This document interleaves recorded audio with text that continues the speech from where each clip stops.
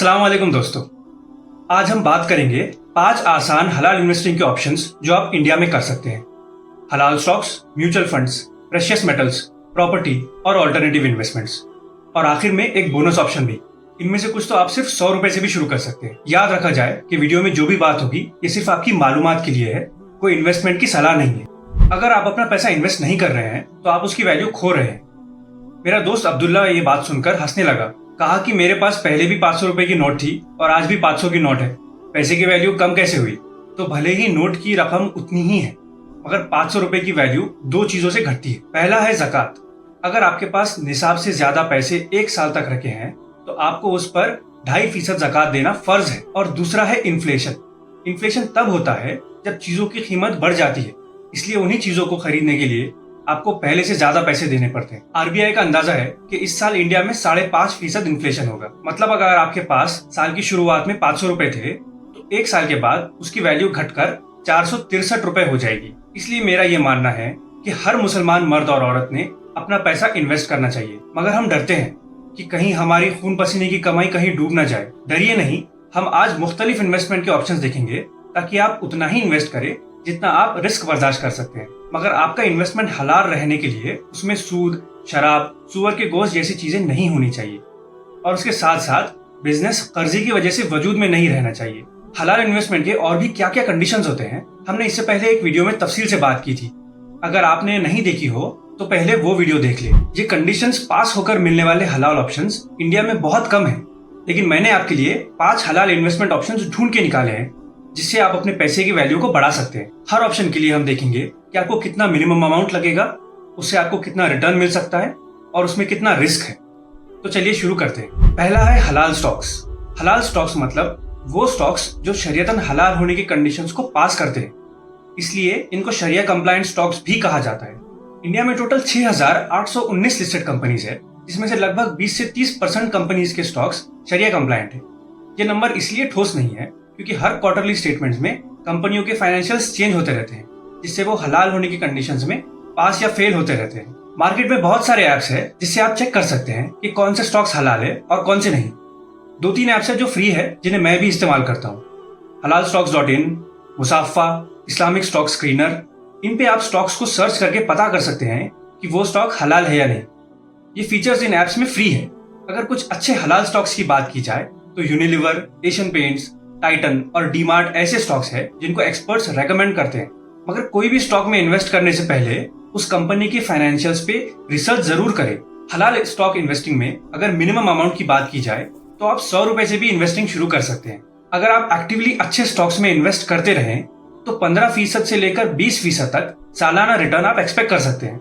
मगर stock investing में risk ज्यादा है क्योंकि 1500 से 2000 कंपनीज को एनालाइज करना और उनमें सही स्टॉक्स चुन के इन्वेस्ट करना थोड़ा मेहनत का काम है। तो स्टॉक्स में डायरेक्टली इन्वेस्ट करने के बदले मार्केट में इन्वेस्ट करने का दूसरा तरीका है म्यूचुअल फंड। म्यूचुअल फंड एक बड़ी टोकरी की तरह होता है जिसमें बहुत सारे लोग अपना पैसा डालते हैं।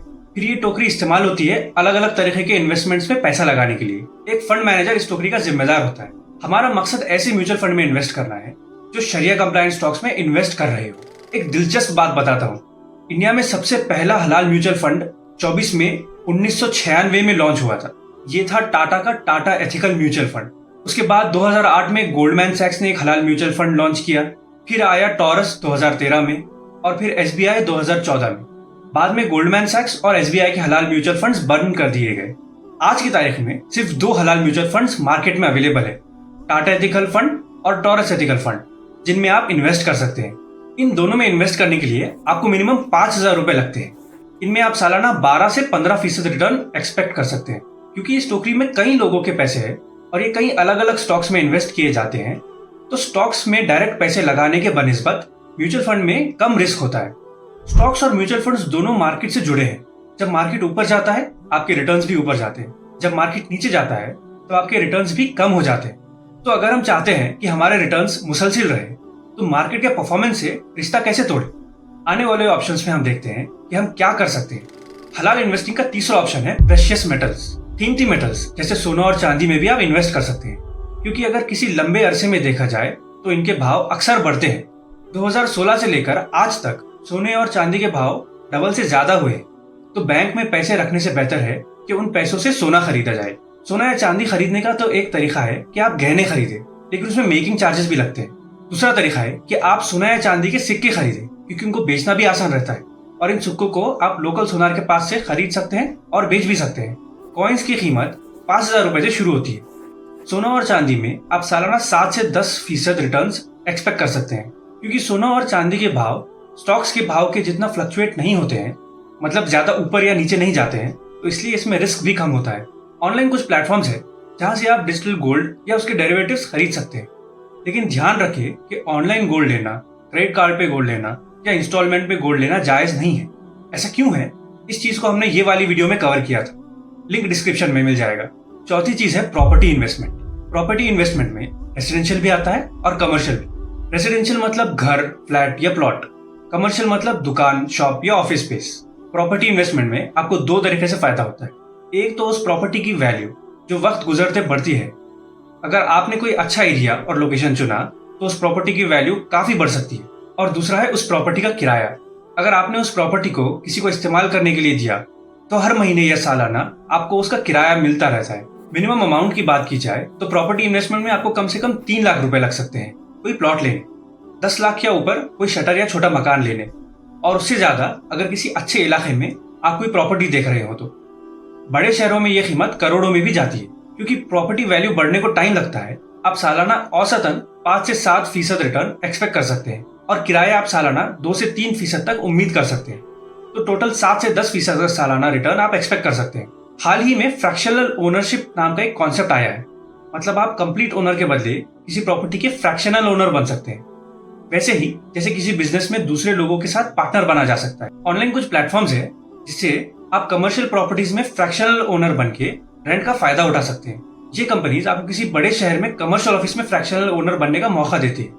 इसमें 10 से 11% रिटर्न मिलते हैं, लेकिन इसमें मिनिमम अमाउंट 10 लाख से ज्यादा का लग सकता है, तो ये आम लोगों की पहुंच से बाहर है। पांचवी चीज है ऑल्टरनेटिव इन्वेस्टमेंट।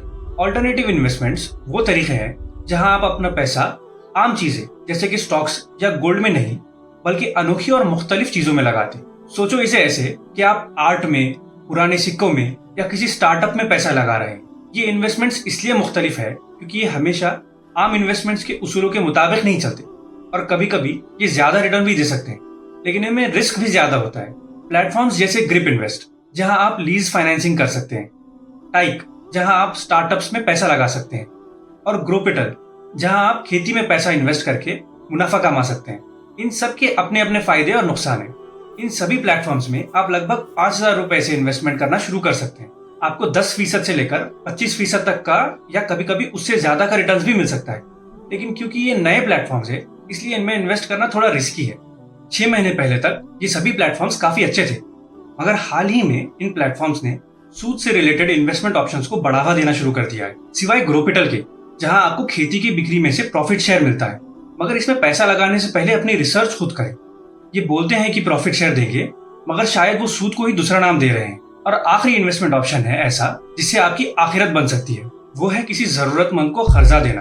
कर्जा देना इसलिए नहीं ताकि आप उस कर्जदार से सूद ले, इसलिए ताकि आपको सदक़े का सवाब मिले। कितना सवाब?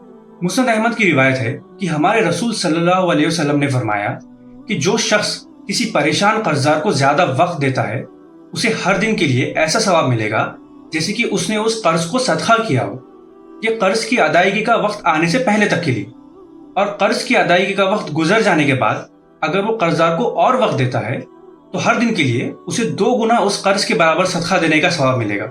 सुभान अल्लाह। तो अगर मैंने किसी को 10,000 रुपए का कर्ज दिया तो मुझे रोज 10,000 रुपए सदका देने का सवाब मिलता रहेगा वो कर्ज अदा होने तक। मेरी जिंदगी में शायद ही मैं 10,000 रुपए रोज वाकई में किसी को सदका दे सकता हूँ, मगर इस कर्ज के जरिए मैं मेरी हैसियत से कहीं ज्यादा सवाब कमा सकता हूँ। सुभान अल्लाह, कितना प्यारा दीन है हमारा। इनके अलावा अगर आप कोई हलाल इन्वेस्टिंग ऑप्शन इस्तेमाल करते हो तो मुझे कमेंट्स में जरूर बताइए। तो ये थे वो 6 हलाल इन्वेस्टमेंट ऑप्शंस जिसमें आप आज से ही इन्वेस्टमेंट करना शुरू कर सकते हैं। याद रखिए कि जहां रिटर्न ज्यादा है वहां अक्सर रिस्क भी ज्यादा होता है। अगर आपने किसी हराम जगह पैसे अटकाए हों तो आज ही तौबा करके वहां से पैसे निकालें और किसी हलाल इन्वेस्टमेंट ऑप्शन का इस्तेमाल करें। इंशाल्लाह हमारी नीयत और अमल पे हम दोनों को सवाब मिलेगा। तो आज के लिए इतना है। वीडियो पसंद आई हो तो अपने दोस्त, अहबाब और रिश्तेदारों में शेयर कीजिए और सवाब के मुस्तहिक बनिए। वीडियो में जो भी बात हुई उसके रेफरेंसेस इस वीडियो के डिस्क्रिप्शन में आपको मिल जाएंगे। मुझे आपकी दुआओं में याद रखिए। इंशाल्लाह अगली वीडियो में मुलाकात होगी। अस्सलामु अलैकुम वरहमतुल्लाहि वबरकातुहू।